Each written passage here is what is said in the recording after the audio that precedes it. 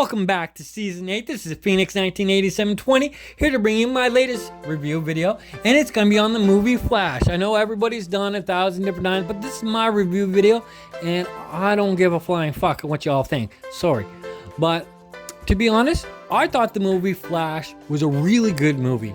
Not the best comic book movie there is, not the worst comic book movie, but it was a pretty damn good movie. And you watched it as a standalone movie, or you follow it in the universe that it was in, even though a lot of people boycotted it because there is a shitload of controversy with the main actor, which is all allegations. Nothing has been charged. Shit, his fucking restraining orders have actually been dropped. That's besides the point. And this marks the last few appearances of the Zack Snyderverse, and I know we got all those crybabies thinking the Snyderverse is coming back. It's not. Put that to rest. It's not going to. But we had an excellent movie. May piss off a lot of people because they said the CGI is just crap and blah blah blah. But that's their opinion. They're allowed to have their opinion, like I'm allowed to have my opinion. But you gotta shut up for the actors. Ezra Miller did a great job. The dude that was playing Ezra Miller's double did a great job as well because he doesn't really act. Shasha, who played Supergirl, even though her part was small, she did a really good job, and I'm hoping that James reaches out to her and say, well, we want you for the Supergirl movie that we got planned. And Michael Keaton, he did a really good job as well. The fucker is 71, came back to play Batman at the age of 65. And Michael Shannon did a really good job as well, even though he seemed a little stiff because he did The Man of Steel, and the only reason he did this movie was because Zack said, go for it.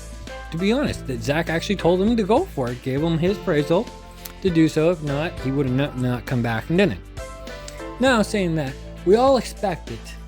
A lot of us all expect, especially the comic book DC fans, and all expected the Flashpoint Paradox because we got all really excited when the Flashpoint Paradox was being announced. They're going to do it. Adaptation, finally, from comic to animated film to movie. But we got a different version. We got an original take of the Flashpoint Paradox where they changed everything. You don't see the war between the Atlanteans and the Amazons. You don't see that Superman's and United States Pentagon sub-warehouse. And you don't see Cyborg in it as the right man to the president. You also don't see Thomas Wayne as Batman or Martha's Joker.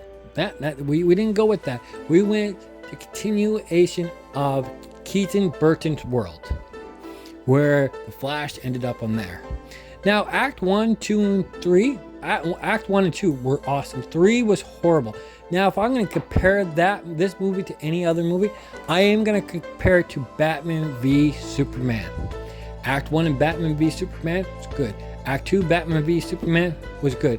Act 3 and Batman v Superman was shit. And same as the Flash, they were shit.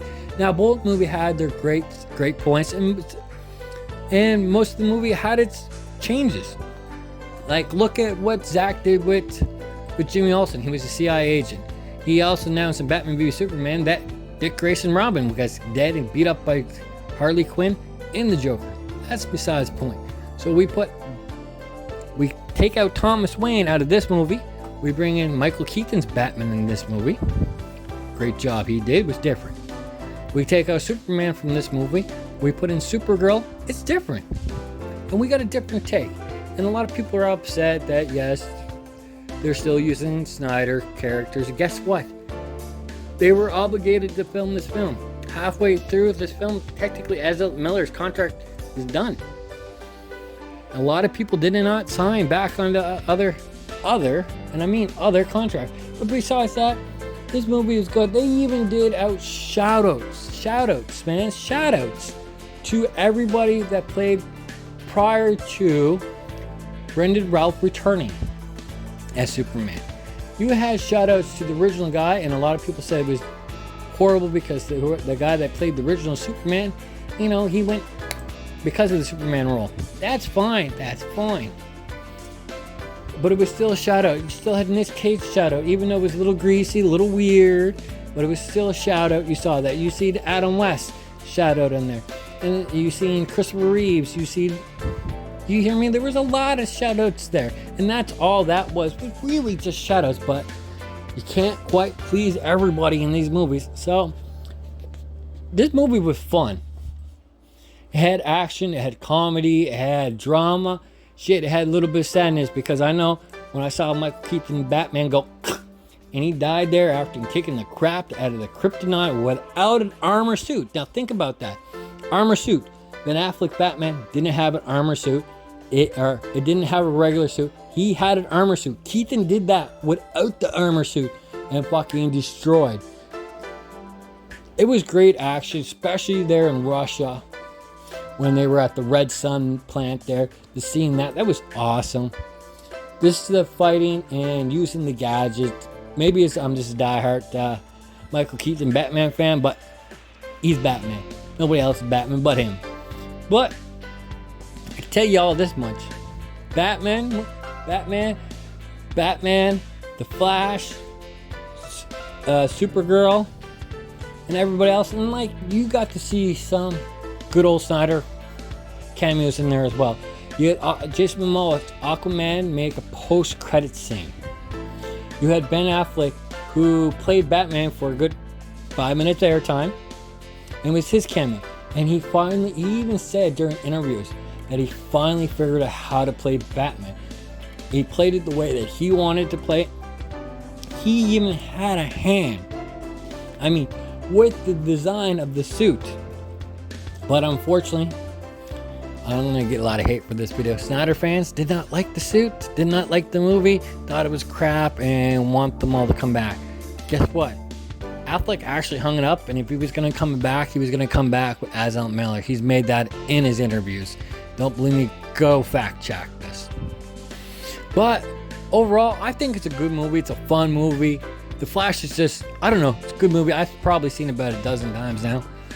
And I'm still catching things, and I'm probably still missing things, but the music was good, acting was good, action for it, like, it was a solid 7 out of 10.